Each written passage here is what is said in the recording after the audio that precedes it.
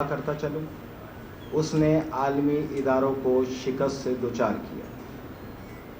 ان کا نظریہ یہ تھا کہ کراچی میں بہت لاشیں ہیں، کراچی نے بہت تکالیف اٹھائی ہیں، اگر افواج پاکستان کے خلاف کوئی موومنٹ کی جاتی ہے تو سب سے بڑا ری ایکشن کراچی سے آئے۔ لاہور بند ہو جائے، اسلام آباد بند ہو جائے، پشاور بند ہو جائے، آلو پیاز سبزی ٹماٹر چاول گیہوں دہی اس پہ فرق پڑتا ہے، کراچی بند ہو جائے تو پوری معیشت پہ فرق پڑتا ہے، جس کو بانیان پاکستان کی اولادوں نے ناکام بنایا، افواج پاکستان کا ساتھ دیا اور ایک نئے دور کا آغاز ہوا۔ امید ہے کہ ہر عمل کا رد عمل ہوتا ہے، جس طرح عمل بہترین تھا، رد عمل کے لیے اب ہم کوشاں ہیں۔ کراچی میں پختون، پنجابی، سندھی، بلوچ، سرائکی، گلگتی، بلتستانی، ہزارہ، اردو بولنے والے تمام قومیتیں موجود ہیں۔ کے پی کے پختون بالکل پریشان نہ ہوں، کراچی کے اندر پختون ان سے بڑی تعداد میں موجود ہیں۔ بلوچ سردار بھی بالکل پریشان نہ ہوں، بلوچ بھی بڑی تعداد میں موجود ہیں۔ سندھی وڈیرے اپنی سیاست کریں، سندھی بھی بڑی تعداد میں موجود ہیں، سرائکی بھی بڑی تعداد میں موجود ہیں۔ تو یہ جو ری ایکشن دیا، یہ صرف مہاجروں نے نہیں دیا، یہ تمام قومیتوں نے دیا، منی پاکستان نے دیا۔ جو پاکستان میں ہونا ہے پہلے کراچی میں ہونا ہے۔ کراچی ہی رزلٹ ہے ہر اس سبجیکٹ کے رزلٹ کا، جس کو چاہے عالمی ادارے دیکھیں، ملکی ادارے دیکھیں، آپ دیکھیں، صحافی دیکھیں یا میں دیکھیں۔ کراچی بالکل بے فکر رہے، آج کے بعد کراچی بالکل بے فکر رہے۔ یہ آج ہمارا پہلا عملی قدم ہے اور یہ قدم اب آ گیا ہے میدان میں۔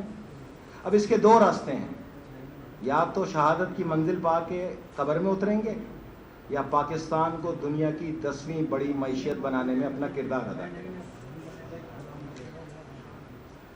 زندگی میں کچھ کام ایسے کرنے پڑتے ہیں، دیکھیں یہ کھیت ہے، ہر آدمی ایک کھیت لگاتا ہے جس کا وہ پھل کھاتا ہے۔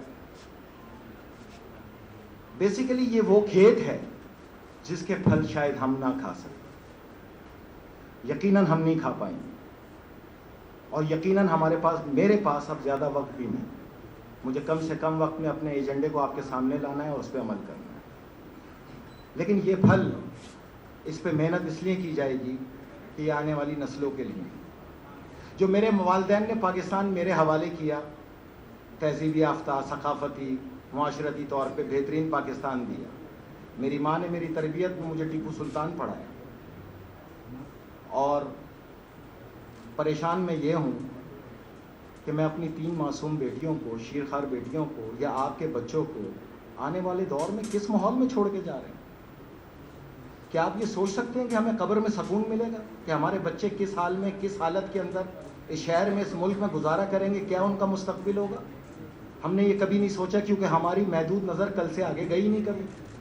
ہماری نظر تو یہ ہے کہ کل کیا ہوگا، میرا کیا ہوگا، میرا کیا فائدہ، یہ کس ایجنڈے سے آیا ہے، اس کے پیچھے کون ہے، اس سے آگے نہ سوچنے کی کبھی کسی نے کوشش کی ہے، نہ کوئی کرے گا۔ لیکن میں جن لوگوں کے درمیان بیٹھا ہوں، میں جانتا ہوں وہ تہذیب ثقافت کے امین ہیں، اور وہ بہتر جانتے ہیں کہ میں کیا بات کر رہا ہوں۔ یہ جنگیں کبھی بھی فوج نہیں لڑا کرتی، جنگ تو قوم لڑا کرتی، اور اس کا فقدان دیکھنے میں نظر آیا۔ جب آپ کسی کو صحت مند معاشرہ دیتے ہیں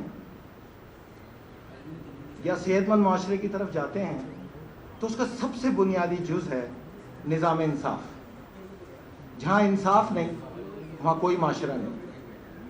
چرچل کا مشہور ڈائلاگ ہے جنگ عظیم دوئم میں، جب برطانوی عمائدین نے اس سے آ کے کہا کہ ہمیں خطرہ ہے کہ برطانیہ تباہ ہو جائے گا، تو اس نے نہ پوچھا یہ کہ بندوقیں کتنی ہیں، توپیں کتنی ہیں، میزائل کتنے ہیں، جہاز کتنے ہیں، اس نے یہ کچھ نہیں پوچھا۔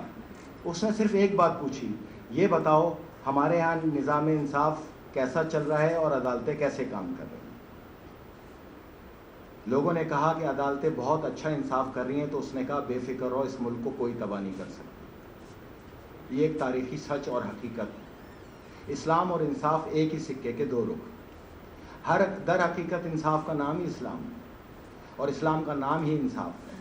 آپ جن خلفائے راشدین کی مثالیں دیا کرتے ہیں ان کو کہا جاتا تھا انصاف کرنے والا خلیفہ. اس کا اردو ادب میں ترجمہ تو یہی بنتا ہے.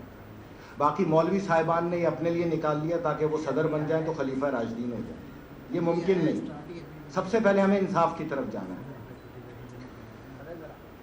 بہت افسوس کی بات ہے, سر شرم سے جھک جاتا ہے. میں جانتا ہوں کہ آپ لوگ کی مجبوریاں کیا ہیں, اس لیے میں نے ٹی وی پروگرام میں یہ گفتگو کرنے کے بجائے پریس کانفرنس کا اس لیے انتخاب کیا کہ میں نہیں چاہتا کہ میری کسی بھی لفظ کا قربانی کسی ٹی وی چینل کو دینی پڑے. لیکن آپ کے درمیان بھی بیٹھ کے میری کوشش ہوگی کہ میں انتہائی مہذب انداز کے اندر اپنے موقف سے آپ کو آگاہ کروں. افسوس کے ساتھ کہنا پڑتا ہے کہ پاکستان میں نظام انصاف کی رینکنگ نیچے سے چوتھے نمبر پہ, ہم نیچے سے ٹاپ 5 ہیں. یہ ہمارے لیے شرم اور افسوس کا مقام ہے. پاکستان کا نظام انصاف سال ہا سال سے اس لائق بھی نہیں ہوا کہ ٹاپ 100 میں آتا. مسلسل پستی کی جانب گامزن ہے اور اس کی چند وجوہات ہیں. میرا اور نظام انصاف کا بہت پرانا یارانہ ہے. یہ جد و جہد کوئی آج کی نہیں ہے. اس جد و جہد کا باقاعدہ آغاز ہو. میں ترتیب سے آپ کو اس لیے لا رہا ہوں کہ جہاں مجھے آنا ہے وہاں آپ اس درد کو اور اس تکلیف کو سمجھ سکیں جس کی وجہ سے آج میں آپ کے درمیان آ کے بیٹھا ہوں. 2007 میں فیصل رضا عابدی حقیقت میں, چونکہ میرے نانا جان اور ان کے میرے اکثریت گھر والوں کا تعلق پیپلز پارٹی سے ہمیشہ سے رہا ہے, کوڑے کھائے ہیں, جائیدادیں ضبط ہوئی ہیں, پنجاب میں ان کا تعلق تھا, تو ہم شروع سے پیپلز پارٹی سے لگاؤ رکھتے تھے. ضیاء عامریت کی وجہ سے شاید میرے بھی فوجی اداروں کے بارے میں وہی تاثرات تھے جو اکثریت لوگوں کے ہیں. لیکن یکسر 2007 میں اس نظریے میں تبدیلی آ گئی. یہ میں ان کو بتا رہا ہوں جو ہمیں فوجی ایجنٹ کہتے ہیں کہ یہ ایجنٹی میں آج سے نہیں کر رہا. 2007 سے اس کا آغاز ہوا جب پرویز مشرف نے تکفیریت کے خلاف جنگ کا آغاز کیا. بے شک یہ چینج مرحوم کی مرہون منت ہی ہے. ہر جگہ 2 مائنڈ سیٹ ہوا کرتے ہیں, ہر محکمے میں 2 مائنڈ سیٹ ہیں, صحافت میں, فوج میں, عدلیہ میں, پارلیمنٹ میں, سیاستدانوں میں, عوام میں, ایون کے گھر میں. ہم ہمیشہ اپنے مائنڈ سیٹ کو سپورٹ کیا کرتے ہیں فار دا چینج.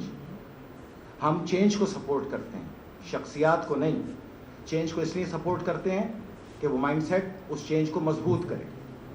تو اس وقت سے فوج کی حمایت کا آغاز کیا, کیونکہ گزشتہ 24 سال سے میں اپنے ہم نوا لوگوں کو اور 14 سال سے میڈیا کو بتاتا آیا ہوں کہ میں ایک جنگ لڑنے آیا ہوں. 2007 میں لال مسجد آپریشن کے وقت مجھے یہ اندازہ ہو گیا کہ آنے والے دنوں میں جنگ کس سے ہے. تو اسی دن میں نے یہ فیصلہ کیا کہ میں 25 کروڑ عوام کو فوج بناؤں گا. اس کی وجہ یہ ہے کہ شروع میں تو وہ جنگ بڑی کامیابی سے لڑی گئی, جہاں قانون کی حاکمیت کو چیلنج کیا جا رہا تھا, ریٹ آف اسٹیٹ کو چیلنج کیا جا رہا تھا, ویجنگ آف وار کا کھلا آغاز ہو چکا تھا اسلام آباد میں. میں نے اس چینج کو سپورٹ کرنا شروع کیا اور یہ وعدہ کیا کہ میں 25 کروڑ عوام کو افواج پاکستان بناؤں گا. اس کی وجہ یہ تھی کہ ٹھیک 3 دن بعد اس فتح کو شکست میں ڈھالنا شروع کیا. عالمی میڈیا کی سربراہی میں, میڈیا ہی میں بیٹھے ہوئے وہ لوگ جو ایک دور میں پرویز مشرف کو چوڑیاں دے کے آتے تھے, پھر اس کو قاتل ڈکلیئر کرنا شروع کر دیا. اور اسی غلطی نے, اگر اس وقت تکفیریت کا سر کچل دیا جاتا, تکفیری میری نظر میں نہ کوئی فرقہ ہے نہ مذہب ہے, تکفیری صرف وہ ہے جو زبردستی بندوق کے ذریعے, دہشت کے ذریعے اپنی سوچ کو دوسرے پہ مسلط کرتا ہے. اگر اس وقت تکفیریت کا سر کچل دیا ہوتا اور افواج پاکستان اور پرویز مشرف کو دھوکہ نہ ملا ہوتا تو شاید آج ہم ان حالات میں سے نہیں گزر رہے ہوتے. اس وقت فتح کو شکست میں بدلنا, آج صورتحال یہ ہے کہ آپ گلی گلی تکفیریت کا سامنا کر رہے ہیں. اور 9 مئی تکفیریت کا عالمگیر دن تھا پاکستان کے اندر. یہیں سے ورلڈ وار کا آغاز ہونا تھا, جس جنگ کا میں آپ کو 10 سال پہلے بتاتا آیا ہوں. اور میں نے بتایا تھا کہ اس کا آغاز پاکستان میں افواج پاکستان پہ حملوں کی صورت میں اس کا آغاز ہو. بہرحال